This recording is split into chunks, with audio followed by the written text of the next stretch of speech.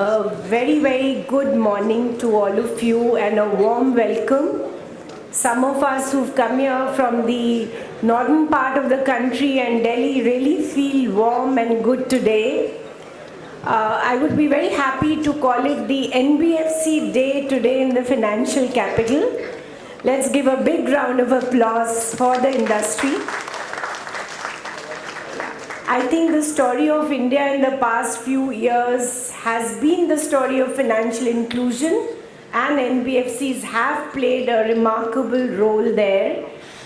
Today we are here to discuss the various facets of NBFC whole day long, and this is the 6th edition of CII NBFC Summit.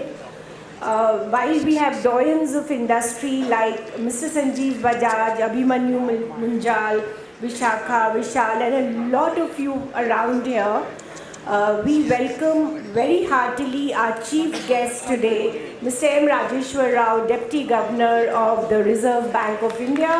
He's been a friend, philosopher and guide for the NBFC sector. We look forward to his insights today as well. With these words, may I invite Abhimanyu Munjal, who has really driven this conference and is the chairman of CII NBFC Forum, for his theme address.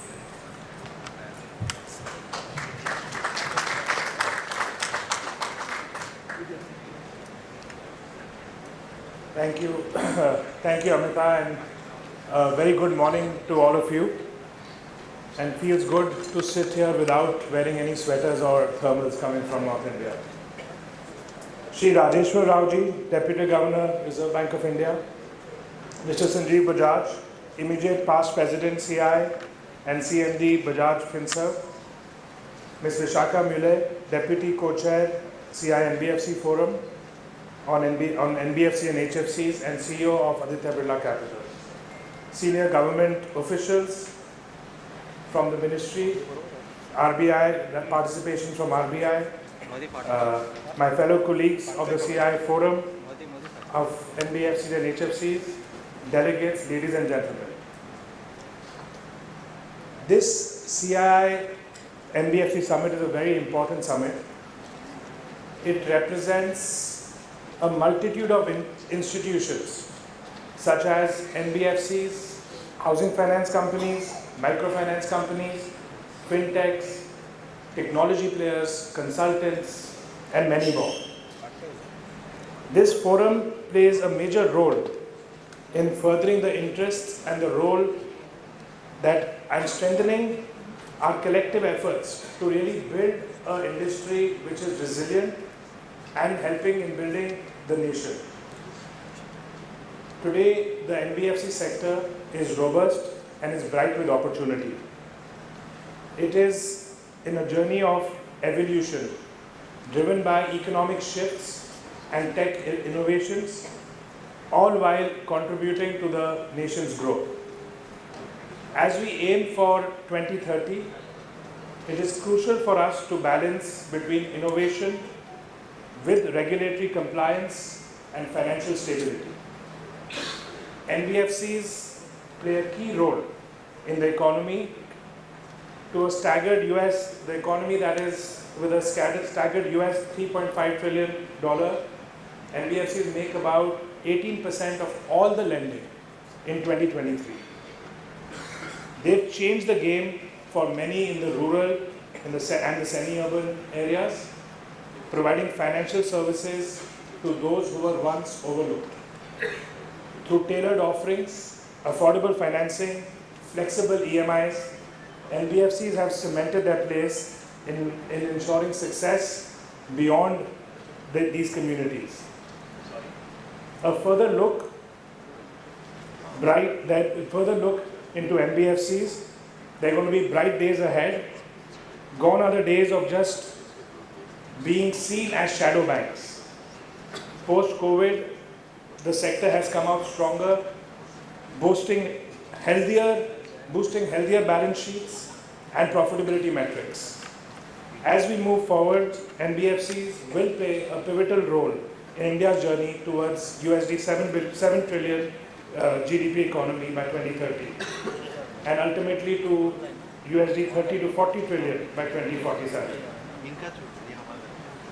The RBI deserves appreciation, sir, for its forward-thinking approach and setting up the sector to weather any potential storms through greater governance and supervision. The scale-based regulation via the 4-layer structure, I think, is a fantastic regulation to keep the foundation strong.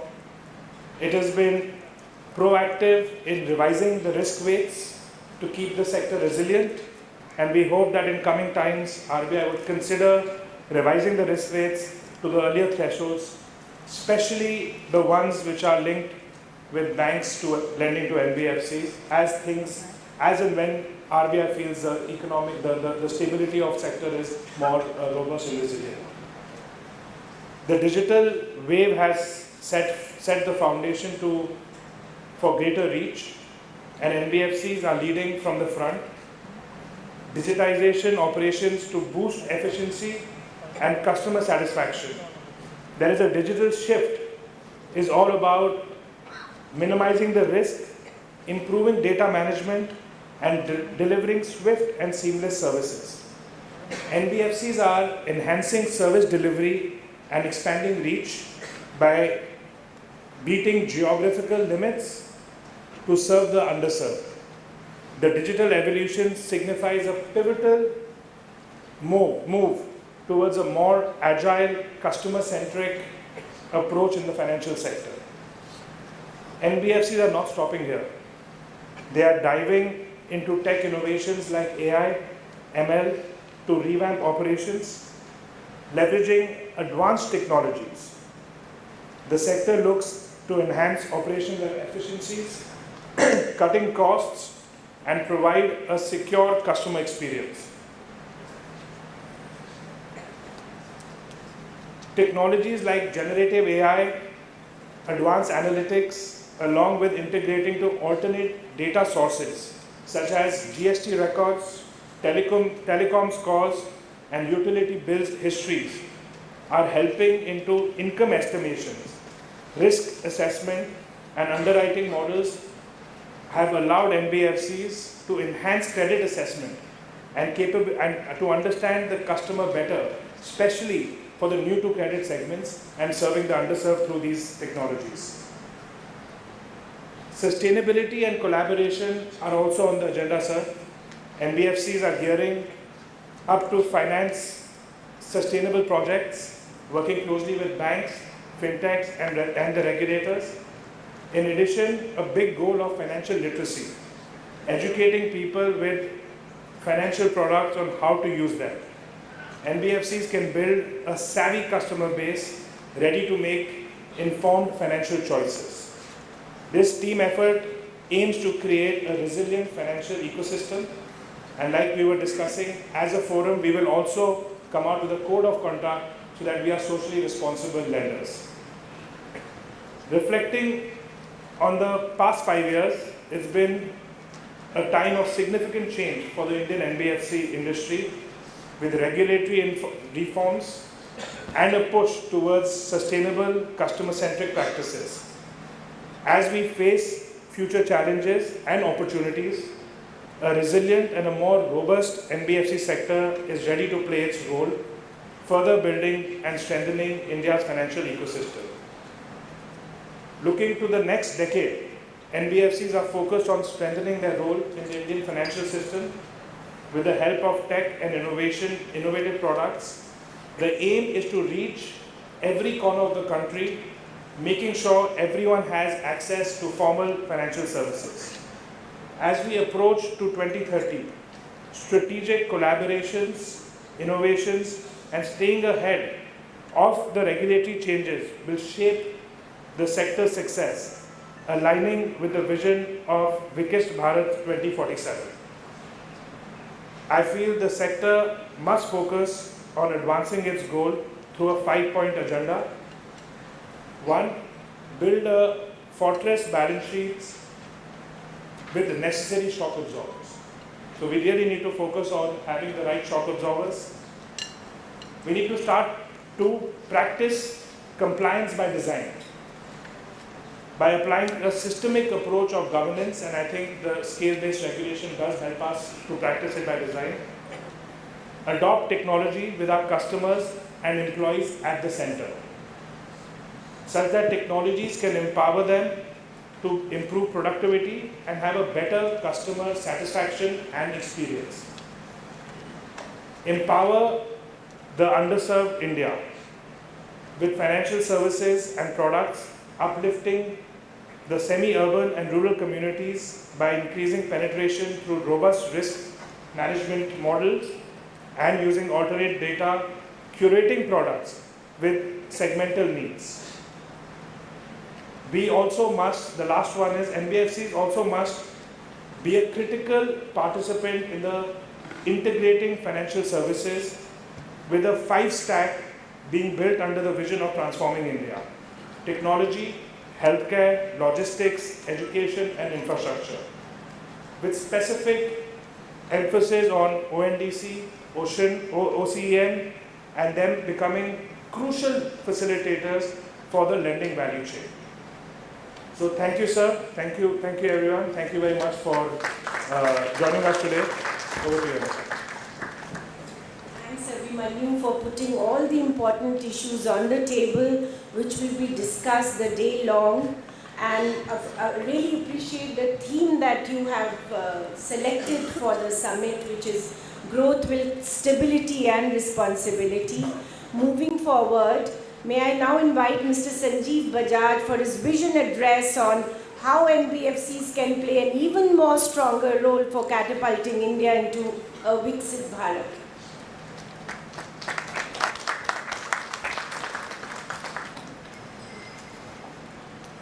Morning everyone, and thank you Amita, thank you Abhimanyu, and a warm welcome to our Deputy Governor as well. I would also like to thank people like Abhimanyu and Vishaka, Vishal, all friends who have helped put this together.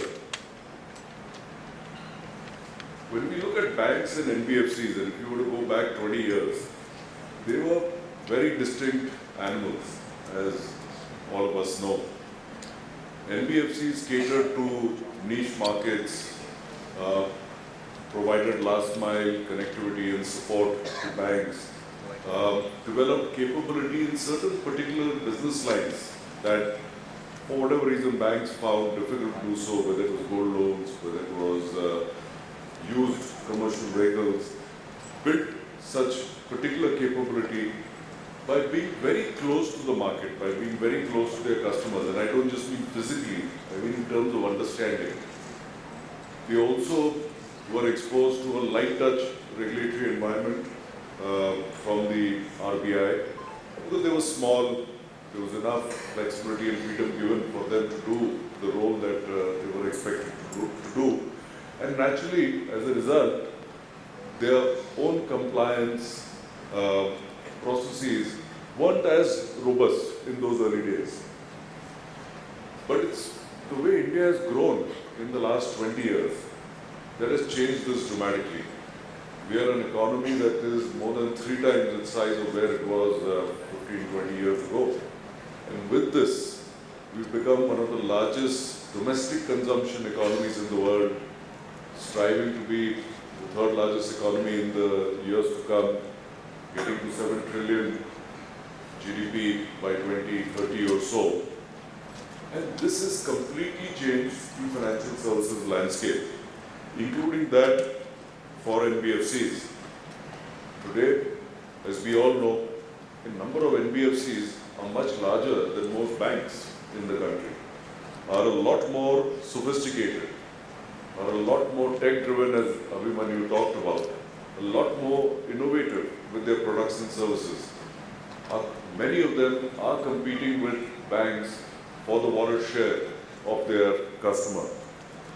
And that's why it is no surprise that the regulator as well has increased their supervisory oversight, their requirement for compliance and alignment, and has done a very commendable job in balancing these out to create a more robust NBFC structure without getting too much in the way of NBFCs growing, prospering and doing good for their customers.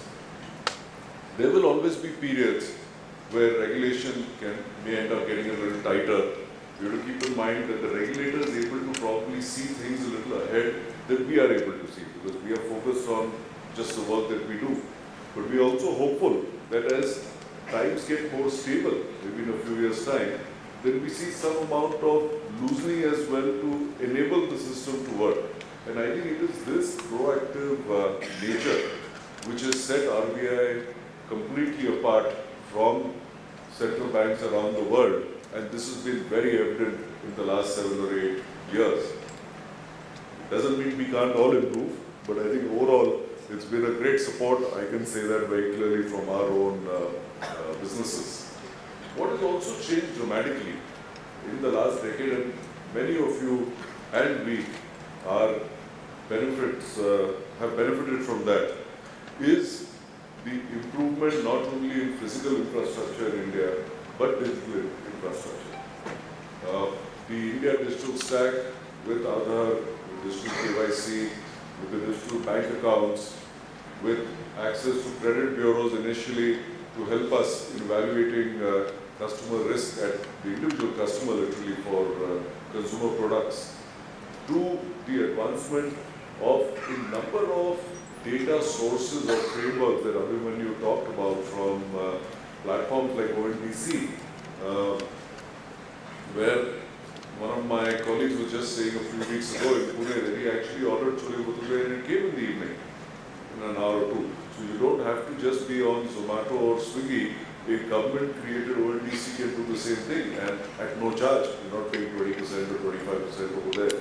So frameworks, whether OCEN, whether the account aggregator, a tremendous role, positive role that government and the regulators are playing is these basic, I would say, digital public goods. They are creating at scale and giving it to us, saying, use this to build out your businesses. In the West, innovation has always happened in the private sector, and nothing wrong with that. Private sector must innovate.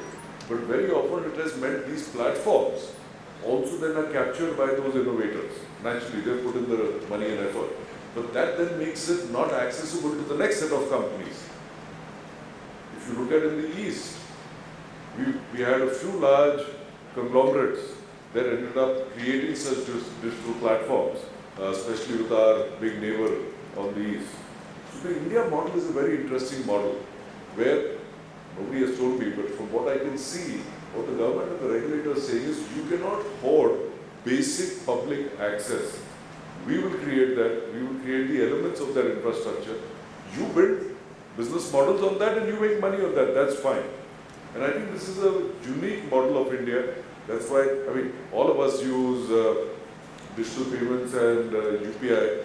And in the last couple of years now, our government has even gone outside to 10 countries already and more, saying here's the platform for you to build and use for free. So there is tremendous change that is happening in the digital world. And we know that with this, there is a whole generation of consumers across ages that are leveraging these digital platforms. And I believe a big opportunity for the NBFC sector, so for banking, is how do you seamlessly move between the physical and the digital world to provide your products and services to consumers. And those that can do it in as less friction a manner as possible have the greatest chance of success. So I do believe that the coming decade will have tremendous opportunity for India, for the Indian consumer, and hence for entities like ourselves that get their compliance right, that don't think of compliance and regulatory supervision as unnecessary burden, but more as a responsibility to build good quality businesses for the future, that find a way to leverage the physical and the digital world to provide better products and services in a transparent, cost-effective manner to our customers. And while economies go through their ups and downs, I think if we are sitting here 10 years down the line, we will be in a very different space. Before I conclude, a few points, since we do have Mr. Rajeshwar Rao here with us, is keeping in mind the kind of changes we have seen globally and in India and the uncertainties in the last 5 or 6 years. The RBI has stepped in at time to provide liquidity lines to the NBFC sector. But we don't have a constant line like banks have. And banks naturally place some security for that. As the sector is growing, as companies are growing, if it were possible to create a line with the right collateral over there and make it expensive so that we don't just use it as another line, but at least we know there is somebody backstopping us in a liquidity crisis, which has hit us 2 or 3 times in the last 10 years. I think that will provide a significant foundational support to NBFCs. The second is with the layering of NBFCs. It is created again a very sensible structure where if you're small, you get a lot more flexibility, you have very light supervision, but as you grow, there is greater responsibility on us as NBFCs. There is much tighter supervision, but it also ensures we get more and more solid. So as we get more and more solid, and maybe it takes another couple of years to get that experience and that comfort between the regulator and the medium and the upper layer NBFCs, why not provide us with an additional set of benefits like what we provide banks? Why not give us that additional flexibility, because you're seeing stronger entities being developed in a regulatory environment which is far tighter than the thousands of other NBFCs. And why not think of bank licenses for at least a few of them? Especially these NBFCs who have, say, spent 10 years, met the compliance requirements, have proved themselves. To me, very simplistically, it's like the learner's license when you want to drive a car. You get your learner's license only when you pass, then you get your final license. And a glide path towards that can be provided. I would also suggest that while we do have differentiated banking licenses, the main one is the universal banking license. The world is changing dramatically. You no longer need to have 20,000 branches in 4,000 or 3,000 cities and towns around India to provide financial services. But yes, neither can you probably, other than in the top 50 cities, be completely digital.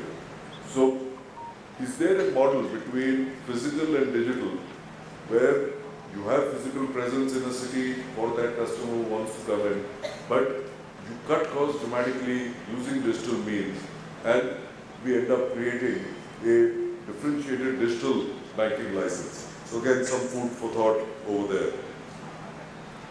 Another important point is that many of us as listed entities across financial services, and those that have more than just the NBFC, are subjected to multiple regulations, whether from SEBI, whether from RBI, whether from IRDA. Harmonization of some of these norms, especially corporate governance norms, would just make life much easier for such companies. And finally, I believe that a regulatory framework for especially groups that have got multiple financial services companies encourages a holding company that holds the operating company, so that no one entity is exposed to capital requirements and risk of all the other entities. So that's more of the holding company structure. But keeping that in mind, a lot of then the evaluation of that parent needs to be on a consolidated basis and not on a standalone basis. I think it's not, again, just an RBI issue, but I'm trying to point out to a larger issue that harmonization of consolidated governance norms will make a big difference in encouraging this structure to go ahead. Let me conclude to say that given where we are in India, I'm personally exceedingly enthused with what the next 10 years holds ahead for us. For the economy, for each one of us as Indians over here, and for the NBFC sector as well. And a collaborative and cooperative effort between NBFCs, banks, other constituents, and the regulator will create a tremendous path ahead for each one of us to build successful businesses. Thank you.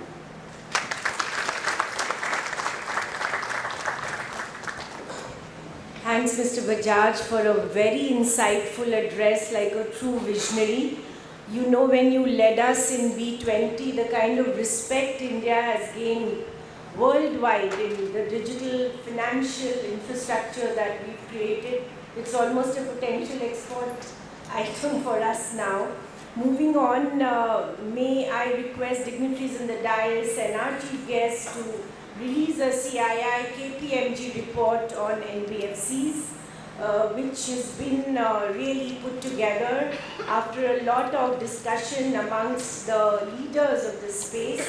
May I also request Mr. Sanjay Doshi, who's facilitated this report, to come on the dais for a photo opportunity.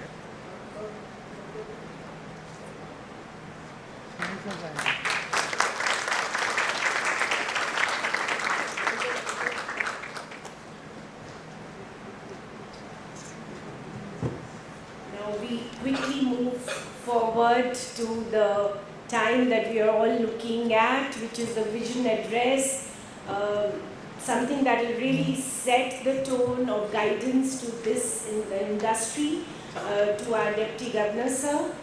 Sir, please. Would you like to sit there and give your address? Okay.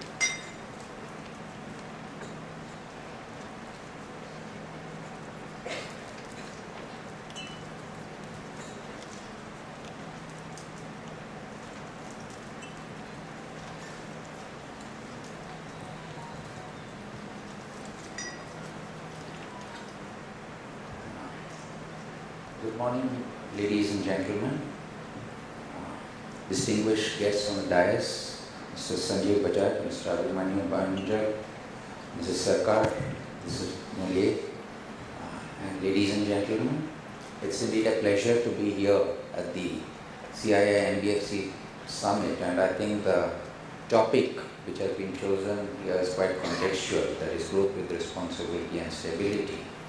And let me thank Mr. Abhimanyu Munjal for extending this invitation to deliver this talk. In fact, just as an aside, I think he did say that it's no longer a shadow bank. NBFCs have moved on from that. And coincidentally, I think I have titled my topic as No More a Shadow Bank. So I think it's quite contextual. Thank you. I recall it was at this forum in an earlier speech in October 21 that I dwelt upon on the issue of introducing the scale-based regulations in the NBFC sector. Quite a bit of water has flown down the bridge since then, and the scale-based regulatory framework has been rolled out for the NBFC sector, and the NBFCs have seamlessly transitioned to the revised regulatory framework. While I previously discussed the detailed contours of the scale-based regulatory framework, today I propose to discuss the broad regulatory approaches behind the NBFC regulations, including the scale-based framework, and also focus on a few issues pertaining to the NBFC sector. When we look at the role of the NBFC sector NBFCs in the financial sector, I think let me start off with referring to the Financial Stability Board's document, the annual publication entitled the Global Monitoring Report on Non-Banking Financial Intermediation. It has noted that globally the size of non-banking financial intermediation sector has decreased by 3% in 2022, which is the first notable decrease since 2009. However, the economic function 2 entities, that is the entities which undertake lending activities, which are akin to the NBFCs in India, have exhibited a growth of around 10%, which is highest among all the 5 economic categories in the NBFI sector monitored by the Financial Stability Board. The report also notes that India accounts for the 3rd largest share of the EF2 assets after the United States and the United Kingdom. At the individual country level, India has the highest contribution coming from the lending entities in its total financial assets of the NBFI sector. The report also mentions that over a 5-year period between 2017 and 2022, the share of total financial assets held by the NBFI sector in half of the emerging market economies has come down. India, however, is amongst the very few countries which have shown a growth in the share of total financial assets held by the NBFIs. In essence, the data indicates that the NBFI sector in India remains a critical cog in the wheels of economic growth. As of March 2023, the NBFC's credit to GDP ratio stood at 12.6%, and the sector has grown to become almost 18.7% of the banking sector assets in total, as compared to 13% 10 years back. A notable feature of the Indian NBFI sector is the predominance of the lending companies. At the global level, collective investment vehicles such as money market mutual funds, the fixed income funds, the mixed funds, the credit hedge funds, the real estate funds contribute around 74% of the NBFI sector assets. The Indian case is quite different. This feature, combined with the fact that the NBFCs have assumed certain degree of significance and criticality over the last few years, makes it imperative that the regulations of the NBFC sector keep pace with the changing landscape and move from a light touch regulatory approach to a more calibrated and nuanced approach to address the growing interlinkages, emerging risks in order to safeguard financial stability. It may be perhaps worthwhile to first take stock of the state of affairs in the NBFC sector. The scale-based regulation framework was issued in October 2021 and it became effective from October 1st, 2022. Usually the impact of such a reform can only be assessed in the medium to long term. However, the initial assessment suggests that the NBFC sector has become stronger and resilient post-introduction of the scale-based regulatory framework. Our interaction with the industry also suggests that the framework has achieved the intended effect of proportionate regulatory burden on entities based on the parameters of size, complexity and interconnectedness amongst others.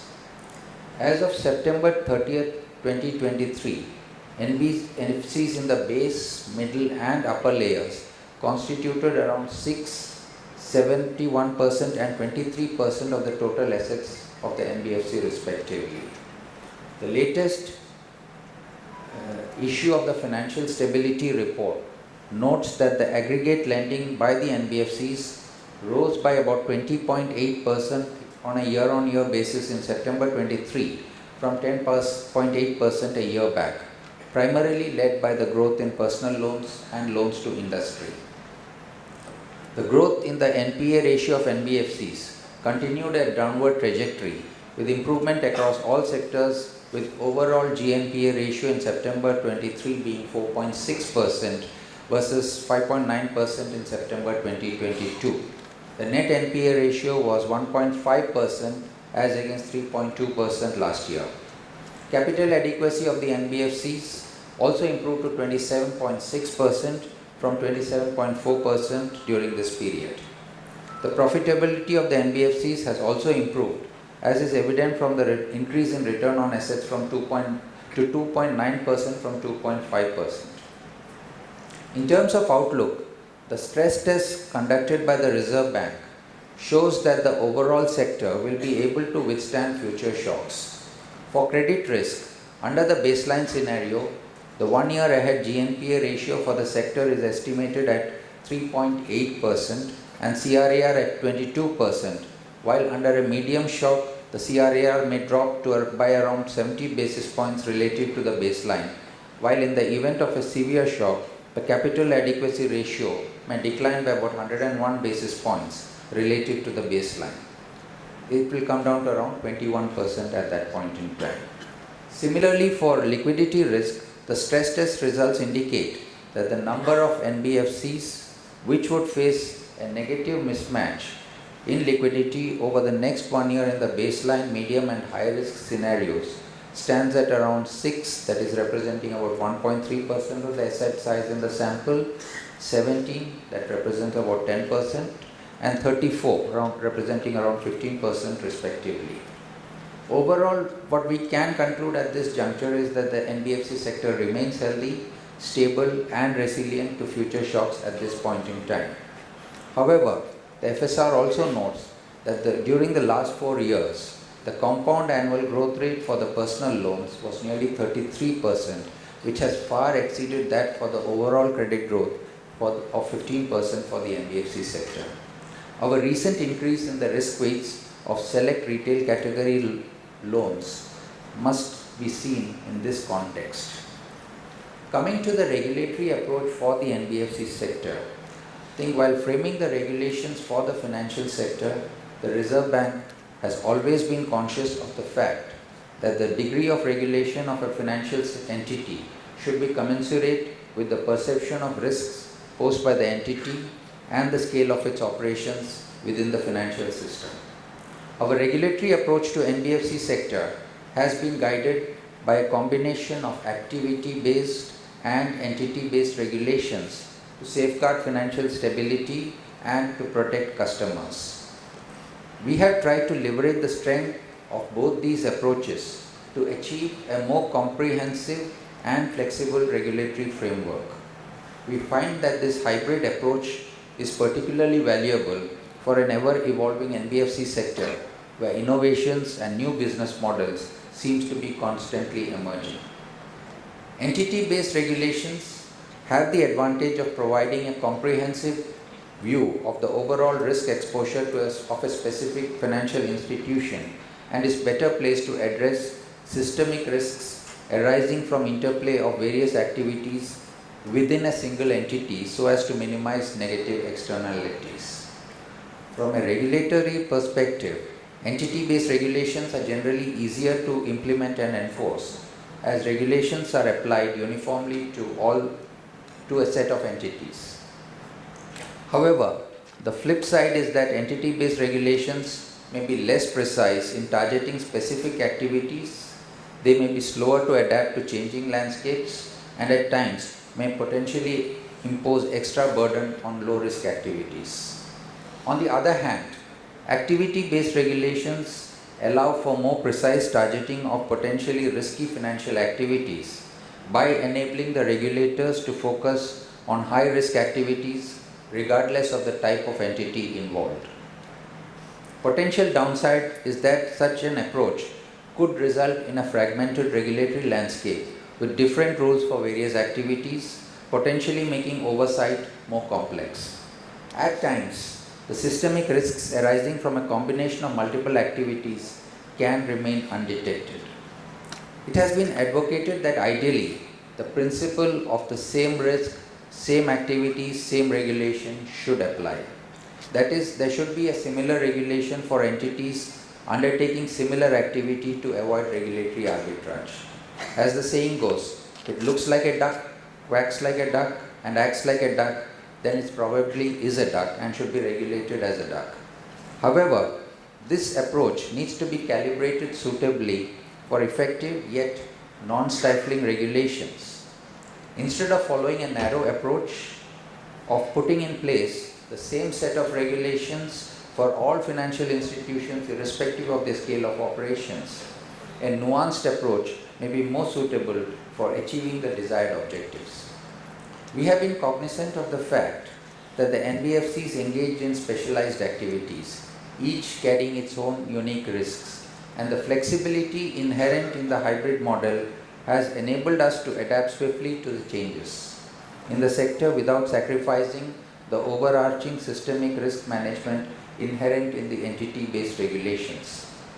Keeping this balance in mind, our regulatory approach has evolved into two broad categories: prudential regulations and conduct of business regulations. While prudential regulations focus on solvency, safety, and soundness of the financial entities and the overall financial system, the conduct of business regulations focus on how the financial entities deal with their customers and fair business practices. The current regulatory landscape is a combination of entity and activity based approaches under the pillars of prudential and conduct regulations. Let me cite a few recent regulations in the NBFC sector where we have tried to maintain the balance between the different regulatory approaches. The first case in point I would like to mention is that of the peer-to-peer lending platforms, which are categorized as NBFC P2Ps. Since NBFC P2Ps do not undertake any credit risk on themselves and are merely acting as a meeting place for lenders and the borrowers, the prudential regulations for NBFC P2Ps have been kept very light at the basic entry-level requirements. On the other hand, lenders on the NBFC P2P trust the platforms for getting to know the borrowers and avail additional services such as KYC authentication, credit scoring, legal formalities, recovery assistance, etc. And the conduct norms, therefore the conduct norms for these platforms has been kept on par with other regulated entities in the financial sector. The second example is that of the microfinance sector. Microfinance loans are small size loans and constitute a very small share in the overall credit. Therefore, the probability of financial stability concerns emanating from the microfinance loans is quite low. However, in terms of numbers, the microfinance loans affect a large number of borrowers, and these borrowers belong to the vulnerable category. Therefore, it becomes necessary that the regulatory approach for microfinance loans is specifically targeted to protect the interests of these borrowers. With the objective of customer protection in mind, an entity agnostic and activity based comprehensive regulatory framework for microfinance loans has been put in place for microfinance loans provided by all regulated entities. A third example of a regulatory framework is the regulatory framework for infrastructure debt funds NBFCs. Recently, we reviewed the regulatory framework for IDF NBFCs, wherein the regulatory guidelines for the activity of infrastructure financing have been harmonized to the extent possible with other categories of NBFCs engaged in infrastructure financing. Accordingly, we have withdrawn the requirements of a sponsor for the IDF NBFCs and have aligned their regulatory capital requirements and exposure norms with those of NBFC infrastructure finance companies and the investment credit companies in the middle layer. The approach allows for harmonization of the regulations applicable to infrastructure financing, NBFCs, while preserving the unique low-risk character of these entities. Now, there is also a question is, are we regulating the upper layer NBFCs at par with the banks? Now, I think there will be two pertinent issues which need to be addressed here. First, while there are some reports and discussions that the regulation of the NBFCs in the upper layer have been made at par with the banks, I would like to take this opportunity to set the record straight in the matter. While it is agreed that the regulations between banks and NBFCs have been harmonized in some areas and regulations for certain NBFCs, especially those in the upper layer, have been strengthened under the scale-based regulatory framework, significant differences continue to exist between the regulations applicable to the banks and to the NBFCs. Let me emphasize a few of these. The minimum initial capital requirements for a universal bank is set at rupees 1000 crores vis-a-vis rupees 10 crores for an NBFC. Also, the scrutiny of bank license applicants is much more rigorous than the scrutiny of an NBFC license applicant, primarily to reflect the access of public deposits through a banking license.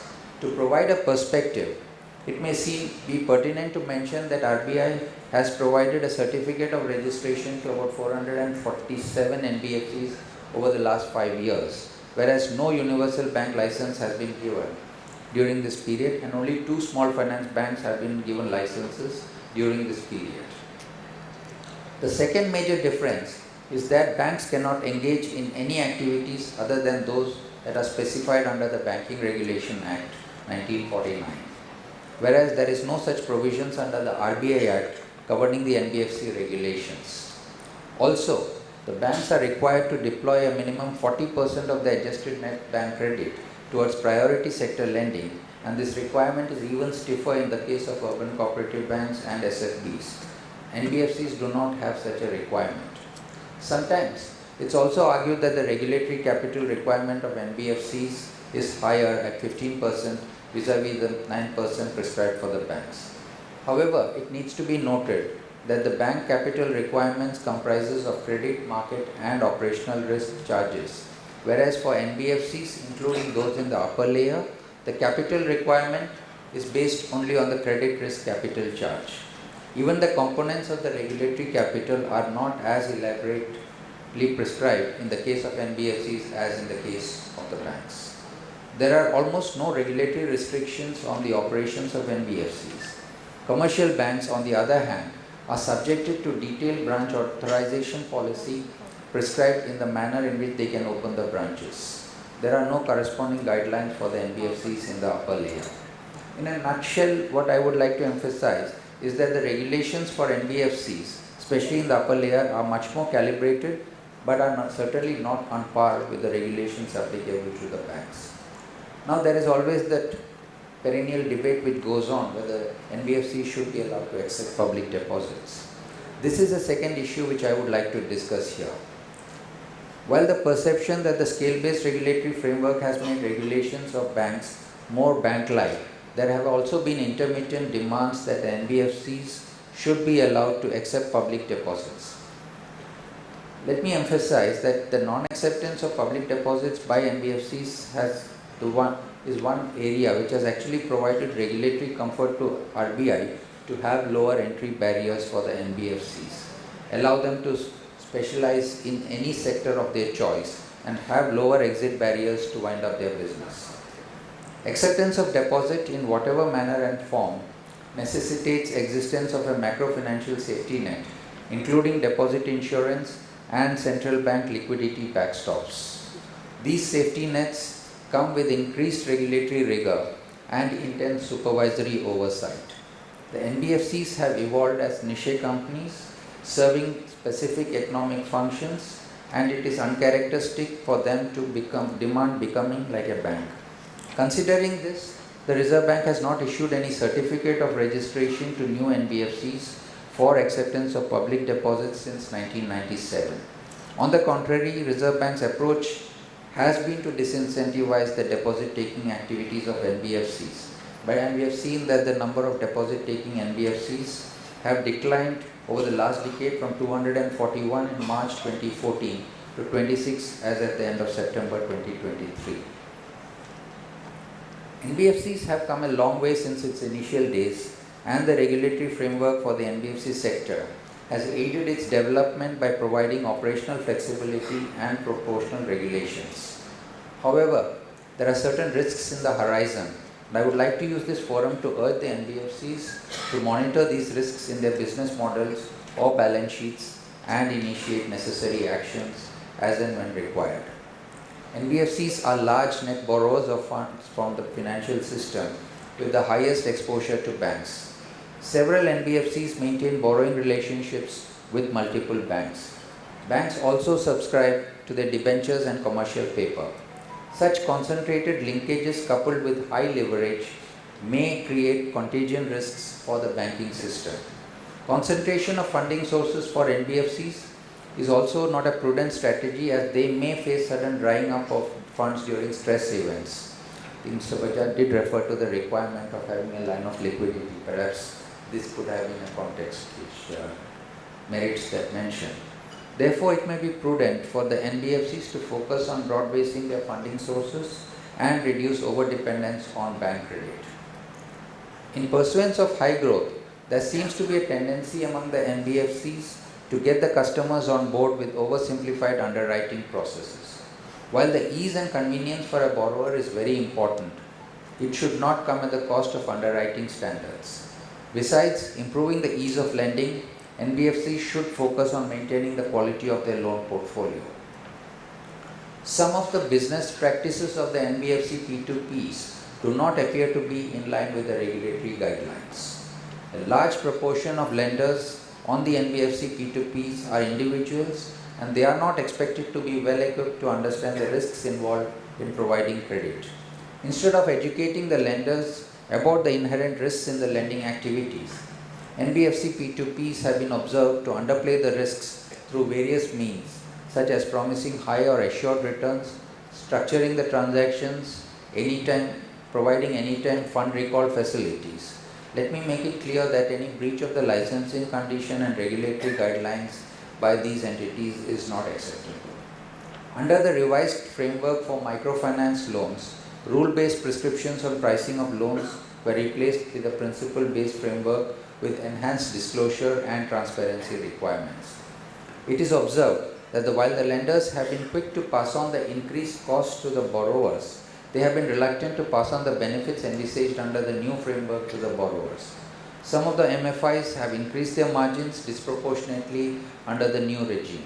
We are not oblivious to the misuse of the freedom provided to the microfinance sector and some of the irresponsible practices some of these entities are having, and perhaps more such instances does put pressure to act on these entities. There has been a lot of comments even from the legislation or the government officials about the high interest rates. I think all of you are aware of the issues around what happened in Assam. So I think there is a need for some introspection in the microfinance sector on this aspect. Post-March 2023, the banking sector turmoil in US and Europe, the business models of financial entities have come under enhanced scrutiny. We have also observed concentrated business models in some NBFCs. For example, some of them have concentrated exposure to segments such as consumer loans or vehicle loans. If any of these segments face economic stress, there can be a significant impact on the financials of these NBFCs and in turn on their lenders, including the banks. It is in their own self-interest that the entities should consider these risks, and we expect the boards to have a pulse on such issues. Lastly, in view of the increasing reliance of NBFCs on delivering their services through the digital medium and their partnership with fintechs, the sector's exposure towards technology risks, including cybersecurity threats and operational disruptions, as well as their reliance on third-party partnerships, have increased significantly. Therefore, we expect the entities to put in place suitable risk mitigants commensurate with their business and risk profile, even if it means going beyond the minimum regulatory standards. We have recently come out with a draft omnibus framework on the SROs. The SRO is expected to play an important role in improving the compliance culture, as well as promoting ethical business practices, customer protection, better governance standards, sound risk management measures, and contribute positively to the orderly development of the NBFC sector. Mr. Munjal did mention those 5-point agenda. I think it's very contextual, especially the focus on capital, compliance, conduct, and customers. I think that is very, very relevant message which I think the NBFC should take and introspect and perhaps act on going forward. There are, of course, some requests Mr. Bajaj also made, I think, in terms of the line of credit, flexibility for the NBFCs. As far as the bank license issue is concerned, the licensing guidelines are on tap at this point in time, with, of course, circumscribing guidelines which are applicable at this point, but on-type license is available. NBFCs can apply under that facility also. And, of course, the look at the intermediate model, multiple regulators, issue of harmonizing, I think it's a very valid point. I think it's well taken. We will see what we can do. Largely, we do try to ensure that our governance guidelines are consistent with the SEBI's norms on listing requirements. But if there are some areas of conflict, I think that is something which we will seriously look at. And evaluation of holding companies on a consolidated basis is also a very good point. I think some of these issues would take forward. In fact, during my engagement in with some of the members. I think they had also raised some points. I think we will take on board, and I would request that if you have some issues, please feel free to write to us, and we will certainly look at some of the issues, especially as I mentioned around the liquidity management and the liability management, which is going to be a key area for the NBFC sector. So, in conclusion, just let me say that the NBFC sector is an important stakeholder in the Indian financial sector. Strengthened regulation and enhanced oversight of the NBFC sector is the best testimony for the importance of NBFCs, not only for the financial system but for the overall economy. It's time the NBFC sector comes out of its own shadow and that of the banking sector. I'm sure the NBFCs will play a significant role in achieving the dream of a 5 trillion economy going forward. Thank you very much.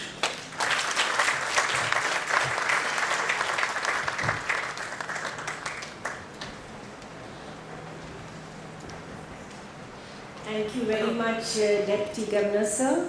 I think with you there as a regulator, friend, catalyst, its future indeed is very, very bright for the sector. Thank you for explaining in detail the rationale of regulation, also the nuanced regulation.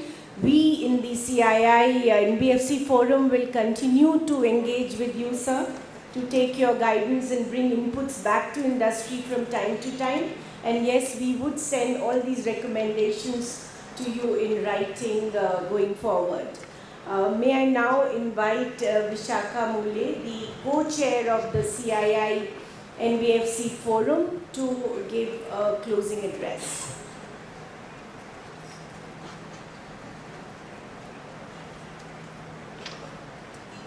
Thank you, Amita. On behalf of CII National Forum on NBFC and HFC, I would like to thank all of you to gather here today morning. My sincere thanks to Mr. Rajeshwar Rao, Deputy Governor of RBI, for sharing the valuable inputs and insights. We acknowledge, sir, and appreciate the role that RBI has played in ensuring a robust regulatory framework and fostering a conducive environment for sustainable growth of the financial system. RBI's commitment to maintaining a balance between promoting a financial innovation and safeguarding a systemic integrity has greatly contributed to the resilience of the financial service industry in India. We sincerely appreciate also RBI's continuous encouragement of embracing digital technologies within the financial sector, which has really helped NBFC to bring forth a greater operational efficiency and enhance customer experience by leveraging data, digital and technology. Thank you, Sanjeev, for your insights and taking us through the history and evolution of NBFC sector, the way it has adapted to the constantly changing dynamic and contributing to the overall growth of the industry and to India. I equally share your enthusiasm about the growth in that India will show in the next decade, and I think as NBFC, we have a very important role to play there. Thank you, Abhimanyu, for setting the context for the day and sharing an overview of where we are today as an industry and where we expect as an Indian industry to go as we march forward. I would also like to express my sincere thanks to Amita and the entire CII team for their commitment for fostering the collaboration and dialogue with the NBFC sector. Further to the remarks that Sanjeev and Abhimanyu mentioned, I would like to add that India has shown a great resilience and an upward growth trajectory in the face of multiple external headwinds. The same holds true for the domestic financial system as well. The last decade, NBFC have contributed significantly to the overall growth of the financial system. It has helped increase formalization of credit, revolutionize the product innovation, and leverage data, digital and technology to build scale, reach, and enable faster and seamless credit delivery across the length and breadth of India. The growing importance of NBFC sector in the financial system is further demonstrated in consistent rise of the share of NBFC credit as a percentage of GDP, as well as the total credit extended by the financial system. As Sir said, NBFC today contribute around 12.6% of the GDP and around 18.6% of the overall credit outstanding in the country. I think this puts a lot of responsibility on all of us sitting in the room to ensure the growth with stability. I think it is therefore important that as we continue the growth in the sector, it will be imperative to address some of the critical factors which were mentioned by Mr. Rao in his remarks. The first one is the responsible and risk-calibrated growth. I think it is very, very important as we march forward. The broadening of the liability pools, all of you will agree that in the financial sector, actually the liabilities are assets. Because not only the quantum, but the cost at which we raise liability actually decides the quality of assets. And therefore, I think it is very important for us as an industry to think about how do we going forward really broad-base the liabilities for the NBFC sector. And as Sir said, really the interlinkages with the financial sector, particularly the banks, we need to really bring down our dependence. And I think it's an opportunity for all of us as industry to think innovatively, think laterally, and really think about new pools of capital that we can access for fueling the growth and the ambition that as an NBFCs we have. Of course, there is a need, and I think that was also discussed, is enabling the harmonized regulatory framework between the regulators, but also between the banks and NBFC. And again, as an industry, so we will take a lead. We will come back to you on our views on this and take your guidance as we go forward. I think the fourth thing that we will focus and we should focus as an industry is creating a conducive environment for offering seamless experience to our customer. At the end of it, it is all about the customer. And I think it is very important that we work together, that we create that seamless experience, not only in prospecting and onboarding of our customer, but also when the things are not moving in the right direction.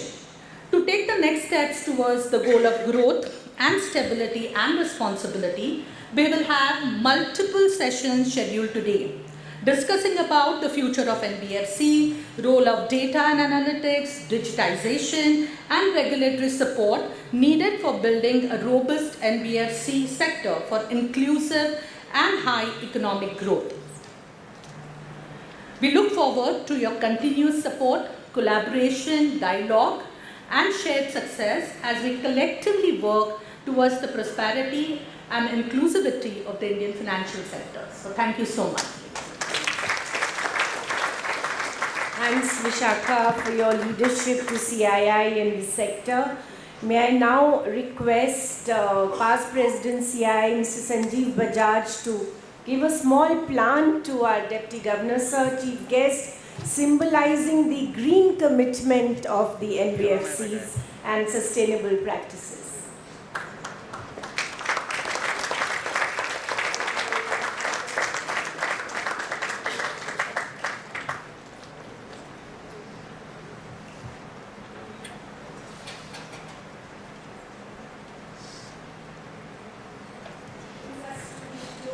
Session. Please stand by for the next session. Thank you.